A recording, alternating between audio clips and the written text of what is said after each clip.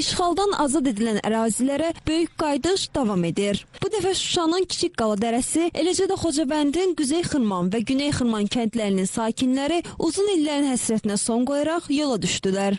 İlk köç kərvanı ilə Kiçik Qala dərəsi kəndinə 15 ailə 51 nəfər, Quzey Xırmana 21 ailə 87 nəfər, Güney Xırman kəndinə isə 18 ailə 72 nəfər köçürüldü. Doğma yurda qovuşmağa hazırlaşan sakinlər həm sevinclərini, həm də gələcək arzularını bizimlə bölüşdülər. 92-ci ildə mənim 25 yaşım var idi. Bilirsiniz, adam elə həyəcanlıyıq ki, adam heç inana bilmiş ki, vətənə qayıdır.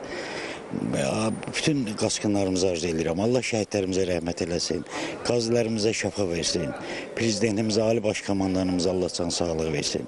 Allah cavanlarımızı qorusun, bir də müharibə olmasın, heç kim qaçqın olmasın. Hamınıza can sağlığı arzu edirəm.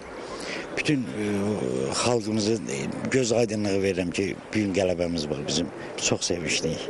Nəvələrimlə bir yerdə qayıdıram, balalarımla qayıdıram.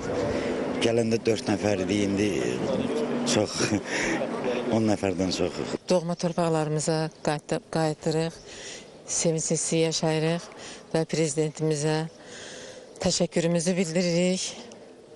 Müharibədə iştirak edən, şəhid olanlara Allah rəhmət eləsin, qazilərə can sağlığı, bütün ordumuza Allah güc qüvvət versin.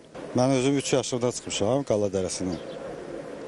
İndi geri qayıdıq inşallah. Atam, anam qayıdıb, indi mənə də ev veriblər. Mən də indi özüm qayıdıram ora. İnşallah yaxşı olar hər şey. Dəhşət, həm həyəcanlıyıq, həm sevinirik. Allah can sağlığı versin. Hamı qaysın öz yerinə, yurduna inşallah. Bəli, istəyərdim. Mən arzu eləmişəm ki, bir də qayıdım evimə, qurban demişəm, qurban kəsəcəm.